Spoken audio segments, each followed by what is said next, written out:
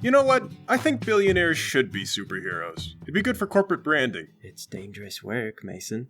Alright, Lowry, yeah, it's dangerous, but at one point in history, PepsiCo had one of the largest navies in the world. Did they use that to conquer an unstable nation and bring peace? No, they did not. Actually, Mason, I think they bought that navy in the first place to keep it out of the hands of unscrupulous despots. No, I think they did no good in the world, la la la, I'm not listening. Geopolitics has no real heroes. Just bad guys and worse guys. Well, Paul, I guess what I'm asking is for some billionaire to look at all his riches and say, I could be the king of Monte Carlo, or some other micronation. All this, over here, I could just own that. And then he takes over and, I don't know, personally fights crime. Well, I mean, then are you really still a hero? It's more like the crazy despot that Pepsi was trying to save us from. It is a really fine line, but if you get to write the newspapers, and then you marginalize yourself because that's what the newspapers do to the heroes, then you are a hero because you're the underdog. Then you're just your own worst enemy. If you wrote it well enough, controlling Monte Carlo would be part of your superpowers. A lot of heroes own megacorporations, but they never talk about the company sweatshops or how they're making more poverty through their lobby efforts. Actually, I think Black Panther might count for this. He runs a country. Lowry, there are definitely comics that comment on politics and corporation, but they're sort of artsy-fartsy, and they aren't really as much fun as just having an infinitely rich guy dress up as an animal and punch theme villains. On that note, you know it's going to be sad if there's no theme villains for Bart to punch at the end of all this? I mean, high technology is kind of like a theme. It's a setting theme, not a supervillain theme. I'm back. And what's this about technology not being a theme? That's totally a villain theme. Like, half of all villains are tech villains. There's Lex Luthor and Brainiac. I mean, it's not a villain theme for this game, Elvis. It's everybody's theme. We're playing a cyberpunk game. Everybody's cyborgs. Yeah, but that makes it a setting theme. It's not a villain theme. Everybody's a villain in Cyberpunk. It doesn't matter, let's get back into it. You guys investigated a murder. The victim burst into tentacles. You met an android piloted by one of the richest men in the world, and his company is responsible for the whole tentacle thing. You're now headed off to a clinic where you presume people are being injected with tentacles. And that's when this game took a turn for the adults-only rating. Silence, Lowry! Was there anything you wanted to do before going to the clinic listed on the paperwork that you guys got? Nope, I think we got it. Alright, the clinic is in this part of town, so it's not that long of a drive. You pull up with Bart following behind and see the building is standing alone in sort of a strip mall parking lot. There's some other businesses around. I passed by two to see what kind of businesses. I don't know, typical strip mall stuff. Chinese food, specialty grocery store, karate. Is any of it owned by Google? I haven't really given a lot of thought to how the economy's supposed to work in this cyberpunk future, so I guess I'll just say that they're technically independent, but basically owned by Google indirectly somehow. Whatever happened to Amazon or any of the other big companies? They all merged. I don't care. It doesn't matter. There's a Thai restaurant. They have Wi-Fi. Aw, sweet. You guys want to get Thai food later? If we're gonna do Thai food, it better be before we blow up this research clinic, man. Because I feel like it'll be really easy to catch us if we just hang around a Thai restaurant. I could go for Thai food. On second thought, let's do Indian, but in a different part of town. And I guess not at 3 a.m. Speaking of, is this clinic open? It's actually a 24-hour clinic, according to their window, so yes. Alright, so we need a plan of attack. I got a laser cannon, man. I meant more like a stealthy plan of attack. That's a good plan B, though. Nah, the stealth model is way more expensive, and a lot of the technology is still experimental. The cloaking device isn't really invisible. I know, false advertising, right? But R&D is really stalled out on fixing that problem. You have more of these cyborg bodies? Only the stealth one and the prototype. This commando model is the only one that's fully functional. At the risk of having a conscience, let's see if we can find out whether these guys are even doing anything wrong. That's good police thinking, man. I feel like the evidence all lines up pretty good right now, but the case for us blowing up the clinic will be even tighter if we double check it. Yeah, that comes straight out of the cop manual they give you on the first day. You can blow up a house or place of business if you find proof they're doing stuff you don't like. I don't remember reading that. Was that for our old job, or did you guys get a manual when we became caps? Well, I guess we could go in and have Elvis just get the procedure. But then I'll be full of evil tentacle nanites. I guess that might be bad. Maybe we should think of a plan where one of us doesn't die. Well, I'm waiting, Lowry. What's your plan where one of us doesn't die? I didn't say I would think of the plan. I'm just gonna poke holes in your plans until we get frustrated and do something without having any idea. Well, the heck with that. Let's just go in then. Paul, we go inside. Okay, it looks like an average clinic. There's a receptionist at the desk. It's pretty quiet, being the dead of night and all. The receptionist looks up and says, "Do you have an appointment?" I'm afraid we don't, ma'am. We're the cops. I mean the caps. Oh, the cops? Is something wrong? Dang it, Elvis. Oh, were we not gonna flash our badges? No, you were gonna get the procedure. But that'll kill me. I thought we said that'd kill me. Hang on, let me get the doctor in charge. Thank you, that would be wonderful. This wasn't part of the plan, Elvis. There wasn't a plan. I thought just walking in meant that I was in the lead. Not if you're gonna kill me. If I have to get injected, I should get to lead. And I say we're the Caps and we want to see all your illegal stuff. Well, remember, dude, it's probably legal. It's just highly unethical and should be stopped. Okay, look, guys. We can still salvage this. It was over as soon as it got beyond arresting poor people. This is out of our depth. The receptionist comes back with the doctor. He's an older guy, bald and with a bushy mustache. Hello, gentlemen. I understand you have some kind of problem. You're dang right we do. Listen up. If I walk through the door and everyone follows, does that mean that I'm in the lead? Or do I cede leadership to the guy whose life is at risk? You're the only one who can answer this. You're a neutral party. Is that why you're here? Well, if we're only counting the span of the last, minute or so, yes. Well, expanding beyond the last minute or so, why are you in my office? Tell Mason that I'm in charge because it's my life at risk. Honestly, gentlemen, I'm gonna need more context or I'm gonna have to ask you to leave. It's really kind of you to give a choice between more context and kicking us out. You really should kick us out, though. No, don't listen to Lowry. Lowry's part of the problem. See, we needed to come up with the plan before we went in, and Lowry's just being critical, and that's why we couldn't make a plan. Tell him, Doc. Okay, Lowry, you should make up a plan. And I have a plan, but it does, admittedly, put Elvis's life at risk. Okay, well, that sounds like a grievance for Elvis. In what manner is his life at risk? Give him the paperwork, Elvis. It is my understanding that exchange for free rent on Mr. Ratberg's land, I will be injected with deadly, deadly chemicals. Okay, I think I understand now. He takes the paperwork. Yes, I see. And John Ratberg told you I would inject you with deadly, deadly chemicals. Is that correct? No. Actually, we threatened him with a gun and then we left. He didn't really tell us much of anything. And you say that you're the cops? No, we're CAPS. It's an acronym. It stands for Cool Awesome People. Bart goes, yeah, man, I came up with it, man. The doctor says, okay, I think I follow you so far. If you don't mind, I'm just gonna call Mr. Ratberg and clear some things up. Okay. Should we just wait in the reception? I suppose, if you have nowhere else to be. Okay. All right. I guess you guys sit down in the waiting room while the doctor goes to the back. Bart sits down next to you and he says, I gotta be honest, guys. I got no idea where we're going with all this. Seems kinda like we blew our cover. Don't worry about it, man. See, a lie is about telling as much truth as you can get away with. As far as I'm concerned, this guy knows we're out to get him, and that we're CAPS, and that we got that paperwork from Ratberg. That's all true. But while he's focused on wondering why we're so dumb, it's never going to cross his mind that you have a transforming laser cannon built into your body to kill him with. Whoa, dude. That's genius. He was never going to suspect that in the first place. The point is, he can't possibly suspect it now because we're too dumb. He can't suspect it because not even we know what we're doing. Well, then the element of surprise is going to strike us all, and hard. The doctor comes back out. He says, well, I talked to Ratberg, and he said you were looking for a lease. So I suppose if you just finish signing the papers, I can give you the injections and you can be on your merry way. Wait, will the injections kill me or not? They shouldn't. It'd be kind of a problem if they do. Hang on, are you lying to me? I'm a Cap. You have to tell me if you're lying to me. Well, it's all in the paperwork. You signed a liability waiver and a bunch of other unconscionable things, but then I didn't write the thing. Someone's lawyer did. All right. Well, if that's the way it is, there's no way I'm going to read all this or hire a lawyer, so here you go. Paul signed the papers. Thank you. You know, you sign one of these just to download a video game these days. There really should be a law against this, but there aren't.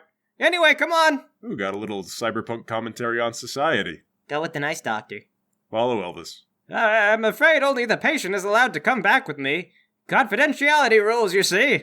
Look, either we all go together, or I get out my gun and make a scene. And then you can call the real police, and they'll take me away, and I'm not going to shoot anyone, but it's going to be traumatic for you anyway. I suppose your friend could consent to your company if those are my two options. Okay, as long as I don't have to get naked. You don't. All right. The doctor pulls out more paperwork. Just sign these forms. Well, what am I agreeing to? Everything. Anything. It's a terms of service. We throw the kitchen sink at it. Just agree to it and we can move on. Man. Fine. Sign the paperwork. Try to read it. It's a fairly thick docket. I passed by 14 to understand the docket. You what? I passed by 14. Are you reading the dice right? You can't pass by 14. I put all my character points into bureaucracy. Really?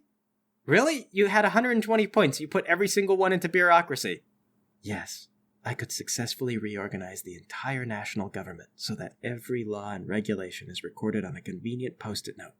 But I chose to work here with these people. Why? Why would you do that? Because society doesn't deserve my powers. Okay, heck. Well, it's full of all kinds of misleading clauses. Most of them are not enforceable, but it does give them valid reasons to drag you to court, and the cost of court alone is usually enough to win any dispute. But I'm making millions of dollars now, so I'm immune to that. You are. Court fees are nothing to you now. And even if they weren't, I already know how to turn this around 6,000 different ways. Why did you not use this power when we arrested Bart? We could have got him. A big part of law is following the right procedures in the first place, and I figured that ship probably already sailed. Anyway, I signed this document, Paul. All right, document signed. To the casual observer, you just flip through a few pages and sign like everybody else. The world none the wiser that a legal savant was mildly inconvenienced just now. I am God among a world of fools that shackle themselves with paperwork. I am perfection.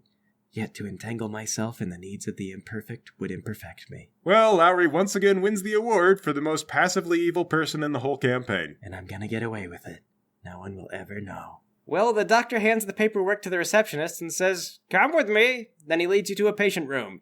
He says, "Wait right here, I'll go get the injection." What do we do, guys? I'm gonna die from tentacles. It's all right. We'll take the vial away before he injects you. Elvis, it's all going according to plan. It can't fail if we weren't trying to have a plan. The doctor comes back with some sort of vial and syringe. Snatch the vial away. What is this? It says saline solution. What is that? What is saline? It means salt water. It's not a real drug. Well, yes. You're not supposed to know this, but my clinic is participating in a double-blind experiment.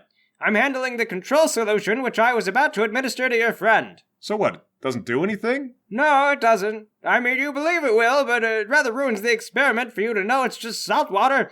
If some injection's been causing a problem, it's almost certainly come from another clinic involved in the trial. Oh. So shall I inject your friend or not? Do I still get the free rent? I suppose that's what's in the contract, yes. All right, hit me. He injects you with salt water. Now that's that. If there's nothing else to bother, I've got some paperwork to file. All right, head out the door. Well, guys, that was dumb. I feel dumb. You think Ratberg has different contracts? I mean, I guess he must. I bet he pulled a fast one on us. Dang it, that Ratberg. Why would they let Ratberg know which clinic is doing real injections and which is doing fake ones? Wait a minute. Double blind means the researcher doesn't know which vial is the control group. The doctor lied to us. Oh, no. Oh, am I gonna die? Maybe. Probably not. How do you feel? Am I dying, Paul? Well, you didn't feel like that before, but now that you're freaking out about it, you do feel a little sick to your stomach. Oh God, I'm gonna throw up. That guy poisoned me. Elvis, get a hold of yourself. It was just salt My water. heart's palpitating. I'm starting to black out. You gotta breathe normally, Elvis. Think about your breathing. I've forgotten how. Paul, hyperventilate, then pass out. Elvis passes out. Bart goes, "This doctor is truly one step ahead, man. The only thing smarter than cops is doctors." I don't know if that's true. A good lawyer might also be up there. The only thing smarter than cops are doctors and good lawyers. Certain kinds of birds are also pretty smart. Doctors, good lawyers, and maybe certain kind of birds are the only thing smarter than a good cop. Which type of birds are smarter than people? Well, you've never seen a crow get arrested, but they steal stuff all the time. Pretty smart birds. Anyway, shake Elvis awake. All right, Elvis, you wake up. Wake up! What? You hyperventilated and passed out, but I need you with us, Elvis. We gotta go back in that clinic and tell that guy that we're on to him. All right. I'm right behind you, Officer Mason. Barge back in the clinic, push past the receptionist, find the doctor, pull my gun on him. Hey, that's not how a double-blind experiment works. You think I'm stupid? Well, I wasn't going to say anything. Shut up and start talking, Doc. Either you're a terrible researcher or the real stuff is somewhere else. Where are you keeping the nano-machines? All right, fine. You got me. Don't you lie to me. I mean, yes, I got you, but don't lie to me, I'll know. I thought we couldn't roll to know if people are lying. Shut up, Elvis. Well, follow me. I knew this would happen eventually. Somebody had to find out. He waves you onto a back room, unlocks the door, and then he heads downstairs. I wish we had police training so we knew if following a suspect into his basement was a good idea. That's fine. We're uncovering crime. He leads you down a spiral staircase one floor, then opens another door. It reveals a small, somewhat threadbare lab, but what immediately draws your attention is the massive tube at the far end of the room. Inside is some writhing, organic-looking black mass. This is it. This is the experiment. Now, it didn't start off this way, of course. We were trying to help people, you see. We were developing a drug that would persist in the body and heal injuries, fight disease, all that good stuff. But there was an unexpected side effect. You made a guy burst into tentacles. Is that our guy? Is that what's left of that guy? Did the waiver mention this? Yes, it was in there. Something about unforeseen consequences. At any rate, it was good for what it was meant for. It heals basic injuries, and it improved the health of the patient. But in a human subject, if the wounds became grievous enough, the nanites took over. The second case joined with the first, then the third joined the main mass, and so on. We were able to contain it here, and I believe it has some level of intelligence. Behold! He picks up a remote and he points it at a TV hanging on the wall you guys came in from. It's set to some sort of nature documentary. The creature raises up a tentacle, taps the glass, and the channel changes to some cheap, mentally addictive children's programming. Baby shark doo-doo-doo-doo, stop it! The doctor aggressively changes the channel. We've been trying to educate it, but baby, stop! The doctor turns off the TV. It just wants to rot its brain on cheap cartoons. We're not sure what to do with it now. Maybe weaponize the injection somehow, sell it to the military to kill people or something, I don't know. How many people? What? How many people did you inject with this drug? Oh, I don't know. About 500 in the initial trial, but only very serious injuries lead to this result. 500 people? They were sort of just in the background at first. Your attention was really pulled by the nano monster, but it becomes a little bit more apparent that there's other people in this room as they draw around you. It's 4 armed guards who are just hanging around playing cards by the looks of it. One of them says, "Hey, listen, Doc. We were hired to make sure that nobody spreads word about this thing. Google doesn't want to go paying any fines." The doctor says, "Yes, I understand, but someone would find out eventually. Besides, the fines are nothing to a massive corporation. What difference does it make?" The guy says, "All I know is what I was hired to do, and I'm not about to be fired." "Mason, I feel like now is a good time to remind you that Elvis and I don't really know how to shoot, and will definitely be killed by anyone with training." Bart says, "I read you loud and clear, dude." He throws up his arm and a glowing field of energy erupts from his wrist. The guards sort of stumble backwards and one of them fires their gun in a panic. The bullet vaporizes when it hits the shield. "I got us covered, man. Get to positions." Oh god. Dive behind the door frame. I follow. Same. The guards dive behind some of the bulkier lab equipment and computers.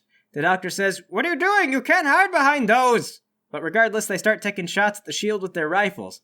Doesn't look like anything's going through. Bart says, "Okay, guys, this shield works both ways, so we can't shoot through it either. I'm gonna drop it on the count of 3 and start firing weapons." His arm transforms into a laser cannon.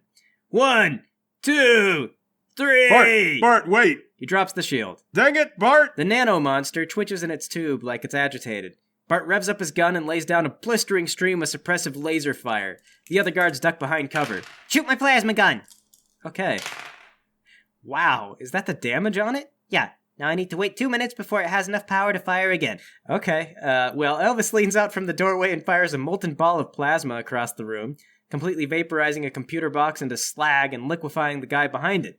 You can feel the heat radiating across the room. The nano monster recoils. Guys, we are pissing off the nano machines. A grenade sails out from one of the computers and it detonates in the middle of the floor. Everyone who was looking out into the room, you're blind for 3 phases. Gah! Dang it, not again. I didn't even get a turn. Why does everyone have flash grenades? The doctor yells, "Are you idiots? My eyes!" Bart just keeps on firing. You hear conventional gunfire. Bullets ricochet off of something metallic. Ping, ping, ping.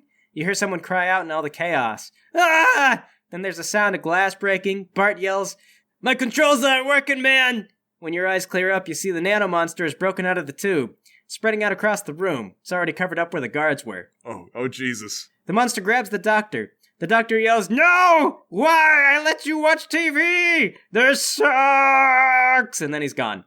Bart goes, "All right, guys, how do we arrest the nanomachines?" We don't. We gotta run, Bart. I run. Full tilt. No looking back. Bart, come on. "But crime, man! We gotta fight it, man! And besides, I'm not even really here!" It's not a crime, Bart. It's maybe a crime against humanity, but it's not a legal crime. The creature grabs him. Bart! It's not even his real body. Let's go.